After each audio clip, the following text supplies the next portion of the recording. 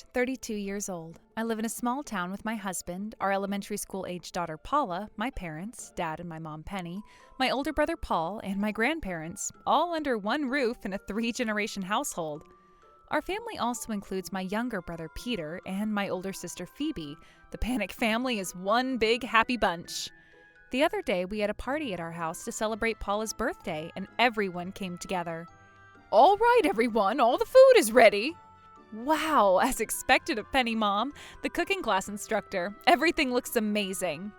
By the way, I heard from Dean over on 3rd Street that you gave him some simmered taro, and he couldn't stop raving about how delicious it was. Smith, Lee, Matt from 2nd Street, and Hudson from 4th Street said the same thing. Oh, is that so? Well, I'm glad they liked it. Wait, I can sense it. Next Wednesday, Watson from 4th Street is going to ask you for some too. Penny Mom, you're really well connected. Is there anyone in this town who doesn't know you? This paella, by the way, I had a taste earlier, and it's absolutely delicious. You're amazing, Grandma. Oh, I made everything with fresh ingredients from Dad's store, so of course it turned out delicious. Yeah, thanks to Mom recommending our supermarket's fresh produce to all the local wives, the store's booming. Oh, and just the other day, someone at the register told me they came shopping because Mom suggested it. Paul's been doing a great job as the assistant manager, and honestly, a lot of the ladies come to the store just to see him. Wait, really? Gosh, Paul, you're so clueless sometimes. I even heard there's a fan club for him. No way. I had no idea. Well, whatever the case, thanks to everyone, our store's doing great. Oh, I feel it. Grandpa and Grandma are about to get back. Oh, here we go again. Sis Phoebe's 6th sense. Aunt Phoebe's intuition is unbelievably sharp. It's practically a superpower, like clairvoyance. Hey everyone, we're back, and we got the birthday cake. Grandpa, what are you wearing? Is that a pudding costume? Well, at the cake shop, one of his employees was wearing this to promote the store. Grandpa insisted on trying it too, so they let him borrow it. Couldn't resist. Oh yeah, isn't that cake shop run by the wife of one of Grandpa's employees? Grandpa, you're so cute in that costume. All right, everyone, the drinks are ready. Now prepare yourselves for my absolutely amazing, super delicious drinks. Ta-da! Oh, it's Bartender Peter's drinks. Yay! Since today's for our pretty birthday girl, I whipped up some stylish mocktails. Ta-da! Wow, Uncle Peter shaking that cocktail shaker looks so cool. No wonder girls are into you. I mean, Uncle Paul and Uncle Peter are the ultimate duo of charming uncles for all the ladies, right? Well, I guess you could say it's true. Wait, really? I didn't know that. That day was so much fun. A few days later, I had the worst encounter. It happened when I went shopping at the store where my dad works as the manager. Outside the store, I noticed a flashy woman standing next to a stroller, busy talking on the phone.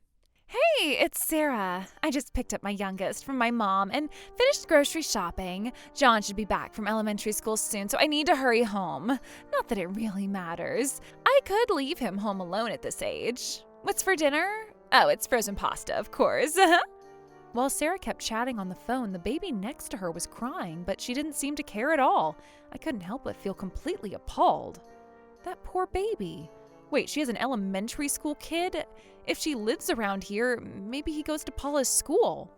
With those thoughts, I glanced at her one last time and headed into the store to shop. After finishing up, I came out of the store only to see Sarah again, still ignoring her crying baby and now scrolling through her phone instead. Seriously? Your baby is crying and you're just standing there? Oh, and it looks like it's about to rain. I looked up at the sky and started walking when I heard her voice close by. Oh no, is it going to rain? I gotta go. Her voice startled me, and as I turned to look ahead, watch out! She was suddenly right in front of me, pushing the stroller one-handed while staring at her phone, walking at a shockingly fast pace. Before I could react, the stroller rammed into me and she ran over my foot. Ow, that hurts. A stroller with a baby in it is pretty heavy, you know, so I couldn't help but let out a loud scream. But then, hey, watch where you're going. What if my baby got hurt? Excuse me? She was the one not paying attention, so I expected an apology, but instead, wait, is she mad at me? When you see a stroller coming, it's common sense to get out of the way no matter what. Hold on, you were the one staring at your phone and ran into me with your stroller. What did you just say? Are you saying this is my fault? I'm the one pushing a stroller here. Do you even know how hard that is? Apologize. Why would I need to? Just apologize already, you clueless idiot. Excuse me, what? She had the nerve to call me an idiot while completely ignoring her crying baby? Seriously? And you call yourself a mother? On top of all that, I was the one in pain. Why am I being the one blamed here? Unbelievable. You should be the one apologizing. But then a small crowd had gathered around us and my dad and brother showed up. Excuse me, did my daughter do something? My dad asked, stepping in protectively between me and Sarah. At that moment, Paul leaned over and whispered to me, This woman's caused problems at our store before. She's the one who cut in line at the register and got into an argument with other customers. Meanwhile, Sarah continued her tirade. She's your daughter. This girl ran into my baby's stroller and won't even apologize. That's because you were staring at your phone and walked right into me with your stroller. Ugh, so frustrating. Fine, you know what? I have options. My husband, he's a lawyer. What? I'll be taking legal action. With a loud huff, Sarah stomped away. Legal action? Seriously? She's the one at fault. There's no way even a lawyer can twist this to make me the guilty one. To make things worse, my pinky toe hurts so badly. The next day, when I went to the hospital, I found out that my pinky toe had a fracture. If anyone should be taking legal action, it's me. Later, after I got back from the hospital, my dad, still working at the store, called me. But suddenly, I heard someone grab the phone on his end. Let me talk. Hello? That voice, it's her, it's Sarah. I'm going to demand compensation from your family. What? That's my line. I'm the one who got injured. Before I could finish, I heard a man's voice in the background on the other end of the line. Sarah, stop this! Then a calmer voice came on the line. Hello, my name is Dan. I'm Sarah's husband and a lawyer.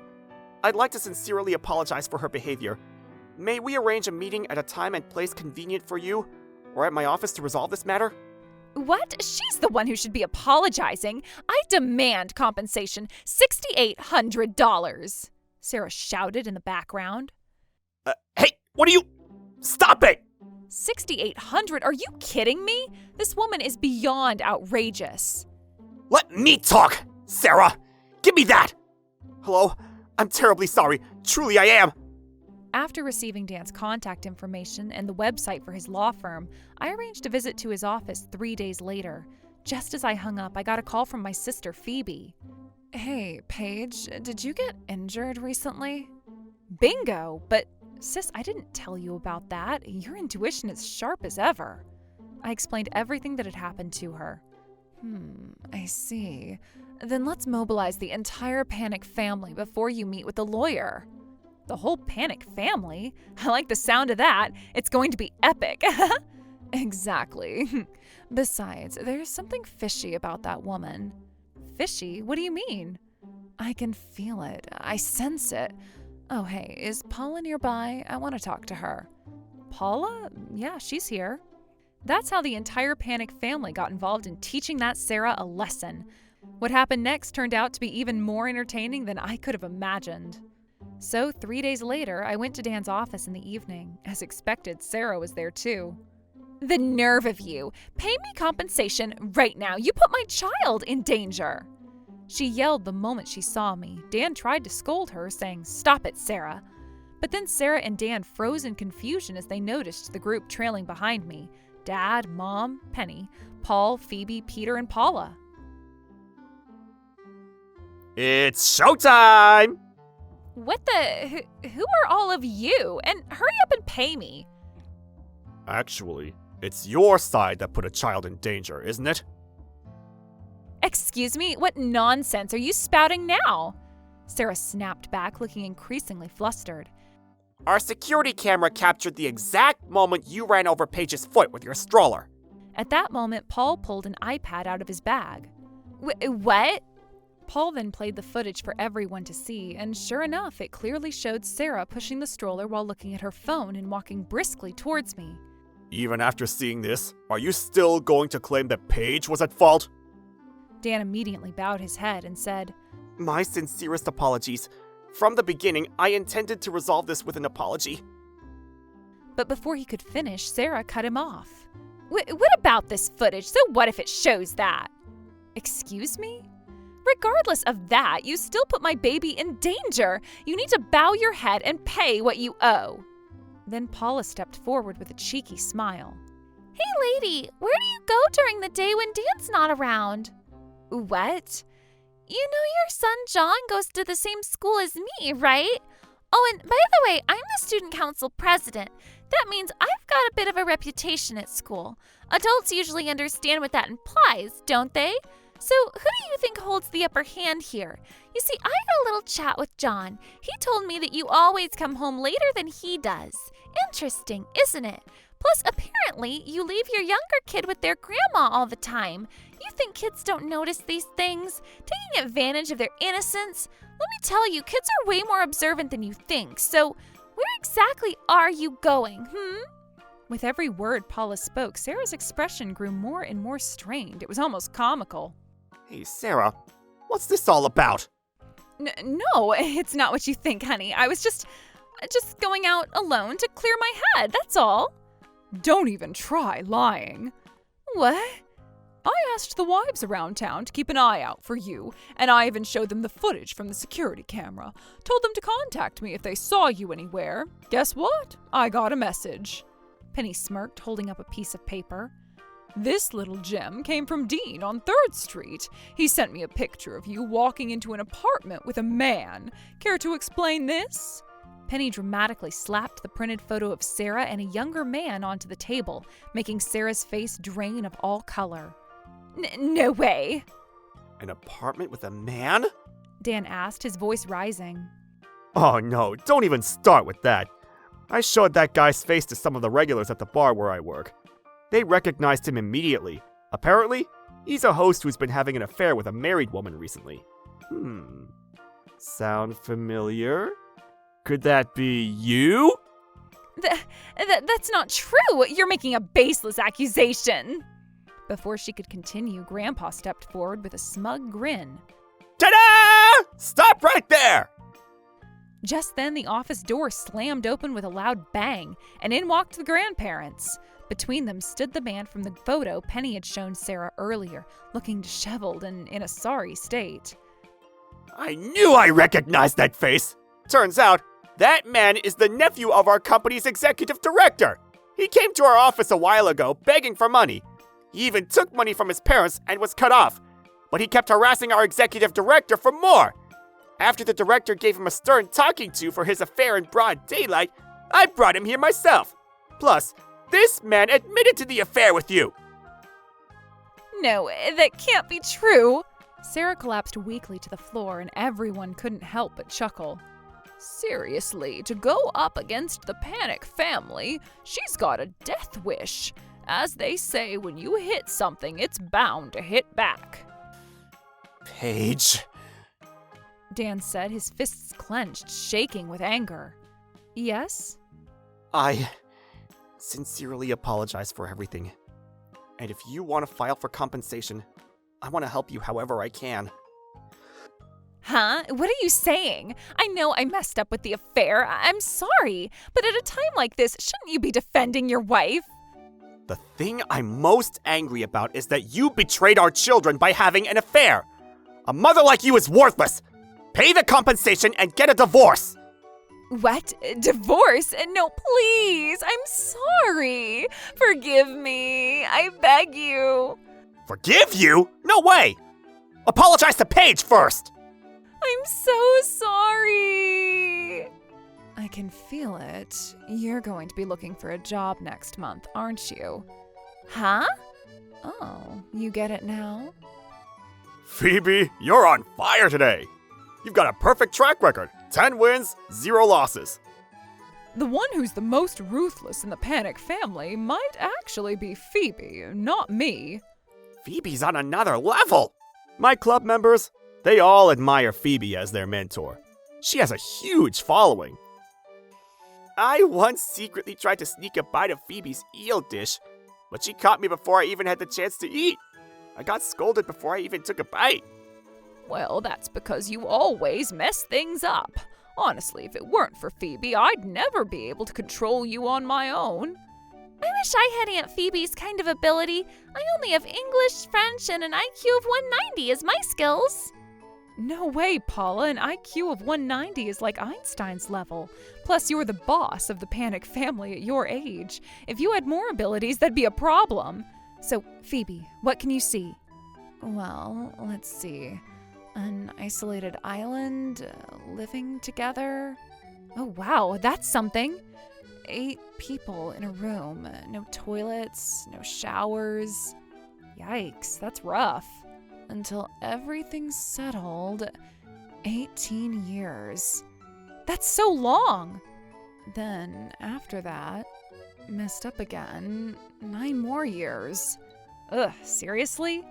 Then begging others for help, but being ignored. So reluctantly, messed up again, prison. Phoebe? Sis? It's getting to the point where, well, she's crying. I'm so sorry. For a while, Sarah cried hysterically, bowing down repeatedly to both me and Dan. And with that, it's all wrapped up. After that, with Dan's support, I successfully received medical expenses and compensation for damages from Sarah.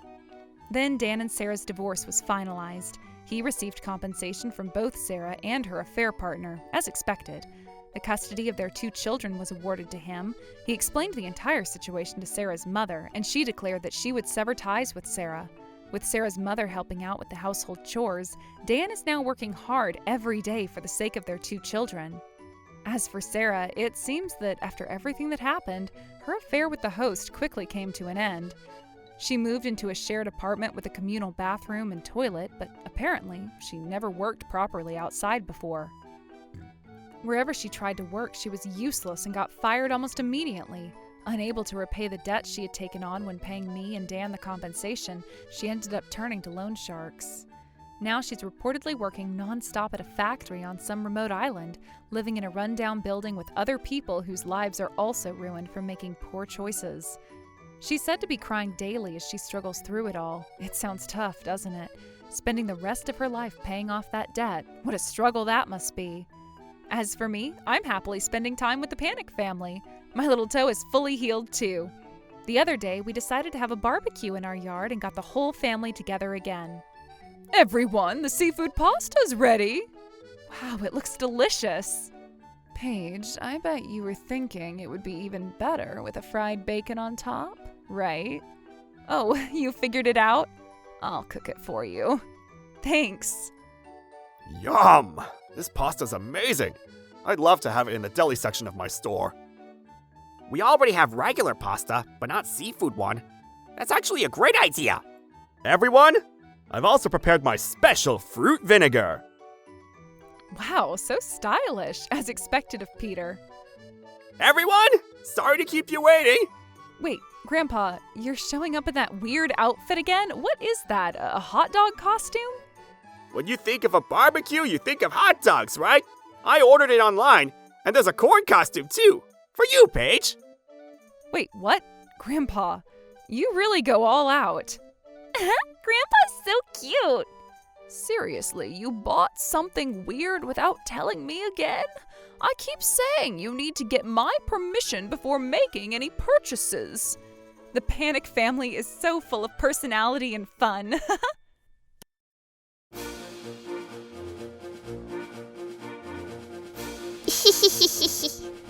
Thank you for watching! What kind of crazy people will we get to see next? Stay tuned for more!